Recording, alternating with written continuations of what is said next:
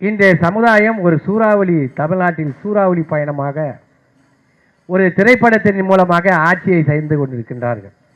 நம்ம தம்பி சத்யபிரபு நம்ம தெளிவாக சொன்னார். நாங்கள் மோத வேண்டிய பெரிய ஆளோட மோதினா அரசியலில் வெற்றி பெற்று வந்தால் நல்லா இருக்கும்.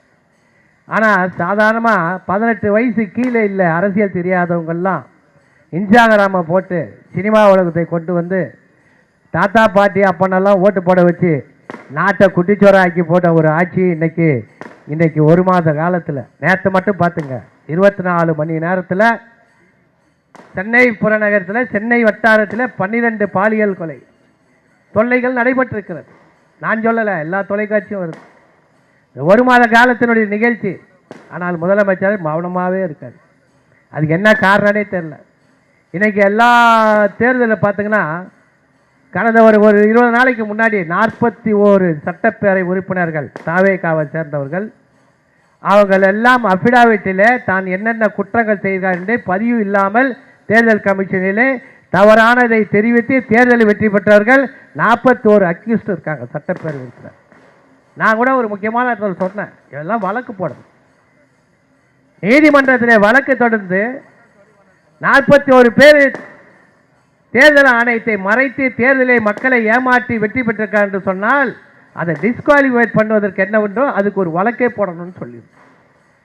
காரணம் யார் கண்டவெல்லாம் எந்தெந்த ஊரில் எங்கே வந்து நிற்கிறாங்கன்னு தெரியல. இந்த தொகுதியில் கூட நான் பேர் சொல்ல விரும்பல, அசிங்கமாக இருக்கு. ஒரு சட்டப்பேரவை உறுப்பினர் என்று சொன்னால் முதல்ல அந்த எல்லையை முதலில் தெரிஞ்சிருக்க வேண்டும்.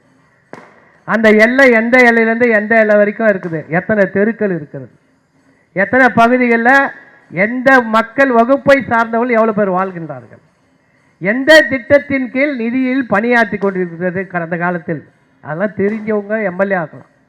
அன்பரசு அவர்கள் ஆலந்தூர் தொகுதியில் வேட்பாளர்னார்.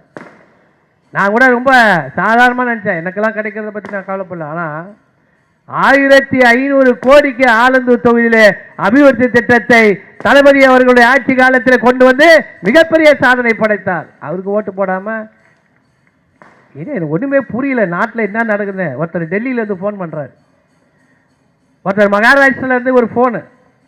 என்ன ஃபோன் வருதுன்னா, தமிழ்நாடு குட்டிச்சோரான ஒரு சினிமா உலகத்தை பெற்று இன்னைக்கு ஒரு 10 ஆண்டு 15 ஆண்டு காலத்துக்கு வளர்ச்சி பாதையில் சென்ற தமிழ்நாட்டை பின்னோக்கி கொண்டிருக்கின்ற தமிழ்நாட்டு மக்கள் அதன் பலனை அனுபவிப்பார்கள் என்று சொல்கிறார்.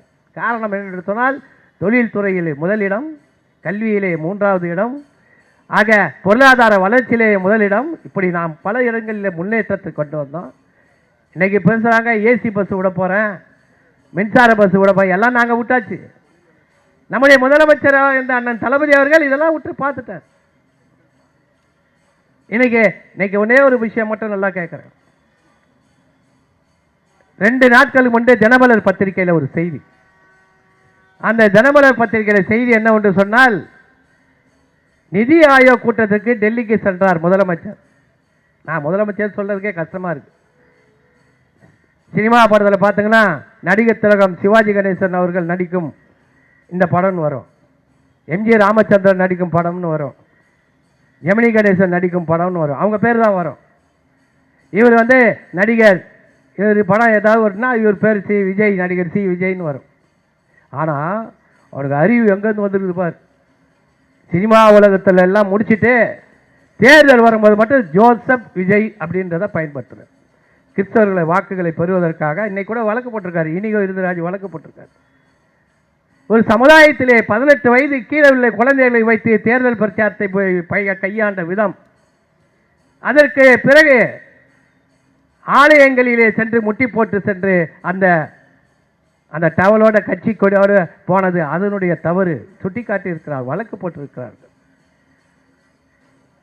டெல்லியில் நேரம் மேங்களூர் போறாரு, ஆயுத கூட்டம் முடிச்சுட்டு. மேங்களூரில் முன்னெச்சரிக்கை நடவடிக்கை எல்லாம் ஏற்பாடு, கர்நாடகா எல்லாம் காங்கிரஸ் தானே, எல்லாம் அவங்களுடைய ஏற்பாடுகள் எல்லாம். அங்கே போய் வரவேற்பு முடிச்சுட்டு நேர கொல்லூர் மூகாம்பிகை கோயிலுக்கு போகிறார். மூகாம்பிகை கோயிலுக்கு போக நான் வேணான்னு சொல்ல, கூட ஒரு ஜோசியர்காரர் கூடயே போகிறார். இப்போ ஒரு கருப்பு பொட்டு ஒன்று வச்சுக்கிட்டாங்க, இப்போ ஒரு வந்து சிகப்பு பொட்டு. நாங்கள் எப்போவுமே பொட்டு வைக்கிறோம் தான். நான் எப்போவுமே சந்தனம் போட்டு, அந்த காலத்தில் 40 வருஷம் முன்னாடி கவுன்சிலர் காலத்துலேயே சந்தனம் போட்டு வைப்பேன். இயற்கையாகவே நான் எல்லா கோயிலுக்கும் போவேன், அதெல்லாம் இல்லைன்னு சொல்ல. ஆனால் ஒரே ஒரு வார்த்தை மட்டும் சொல்கிறேன்.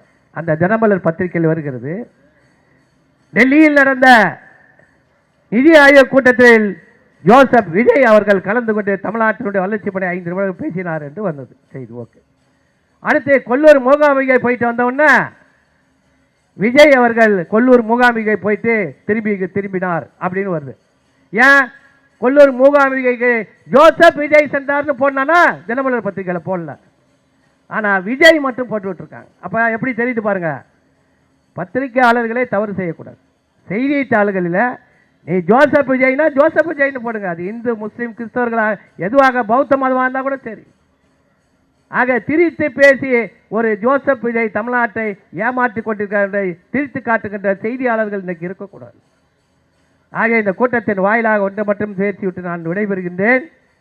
தமிழ்நாட்டு மக்களை யாரும் ஏமாற்ற முடியாது. தமிழ்நாட்டு மக்கள் எல்லா போராட்டத்தையும் பார்த்தது. எங்கள் தலைவர் என்ன சொன்னார்? 6 மாதம் அமைதியாக இருக்காரு. ஆனால் 6 மாதம் அமைதியாக இருக்கிறதுக்கு இல்லையே.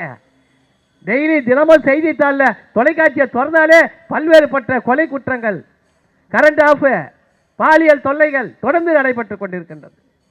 ஆக இதையெல்லாம் எண்ணித்தான் பார்க்க வேண்டும். இன்னைக்கு தங்கம் தென்னரசு நேரத்தை வெள்ளை அறிக்கை விட்டாங்களா? என்ன வெள்ளை அறிக்கை விட்டுங்க? ஏற்கனவே நாங்கள் வரும்போதே 2021 5,3 லட்சம் கோடி கடந்தது. நாங்கள் பல்வேறுபட்ட மகளிர் உரிமை தொகை கொடுத்தோம், கட்டணமில்லா பேருந்து இது பண்ணோம், தமிழ் புதல்வன் திட்டம் கொண்டு வந்தோம், புதுமை பெண் திட்டம் கொண்டு வந்தோம், சிறுவருக்கு காலை சிற்றுண்டி திட்டத்தை கொண்டு வந்தோம், திட்டங்களை லைனாக 48 மணி நேரத்தை என் உயிர் காக்கும் 48 மணி திட்டத்தை கொண்டு வந்தார் முதலமைச்சர். ஆனால் இந்த நிதியெல்லாம் நாங்கள் கொண்டு வந்து இன்னைக்கு நாங்கள் 13 கோடி இருக்கட்டும், 13 லட்சம் கோடி இருக்கட்டும். இன்னைக்கு எங்கள் நிதியமைச்சர் முன்னாள் நிதியமைச்சர் தங்கம் தென்னரசு 2026 நீங்கள் இந்த வெள்ளை அறிக்கை விட்டுங்க. நாங்கள் 15 ஆண்டுகளுக்கு முன்னாடியே வெள்ளை அறிக்கை விட்டுருக்கோம். அந்த வெள்ளை அறிக்கைக்கு இன்னைக்கு பார்க்குறோம், வித்தியாசம் பாருங்க. ஆனாலும் 2031க்குள்ள எழுதி வச்சுங்க, இதே தாவேக ஆட்சியினுடைய நிதி 21 லட்சம் கோடியை எட்டும்னு கணக்கிட்டு சொல்லியிருக்காரு என்று சொன்னால் அதெல்லாம் நீங்கள் ஆட்சி பண்ணாலும் தான் நடக்க போகுது. நான் கேட்குறேன், 6 சிலிண்டர் கொடுத்துருங்களா? 2500 ரூபா கொடுத்துருங்களா? 60 வயசு ஆனவங்களுக்கு பென்ஷன் 3000 ரூபா கொடுத்துருங்களா? பட்டதாரிகளுக்கு ரூபாய் 4500 ரூபா கொடுத்துருங்களா? கல்யாணம் ஆனவங்களுக்கு நீங்கள் திருமணத்துக்கு 1 பவுன் தங்கம் கொடுத்துருங்களா? மாமன் சீருக்கு கிராம தங்கம் கொடுத்துருங்களா? நீங்கள் எல்லாத்தையும் கணக்கு போடுங்க. 12 லட்சம், எங்கள் அமைச்சர் சொல்வார், நேற்று கூட பேசினார், 12 லட்சம் கோடிக்கு மேலே தேவைப்படும். ஆக இந்த 3 ஆண்டு காலத்தில் பார்க்க தானே போகிறோம். ஆக நாட்கள் என்னப்படுதா எங்களுக்கு தேவையில்லை, 5 வருஷமே இருங்க. நீங்கள் முழுமையாக ஆண்டுட்டு போனால் தான் உங்களை பேக் பண்ணி அனுப்புறதுக்கு வசதியாக இருக்கும். மீண்டும் திராவிட முன்னேற்ற காலத்தில் ஆட்சி நம்முடைய தளபதி அவர்கள் தலைமையிலே நடைபெறும் என்று கூட்டி நிறைவு செய்கிறேன். நன்றி, வணக்கம்.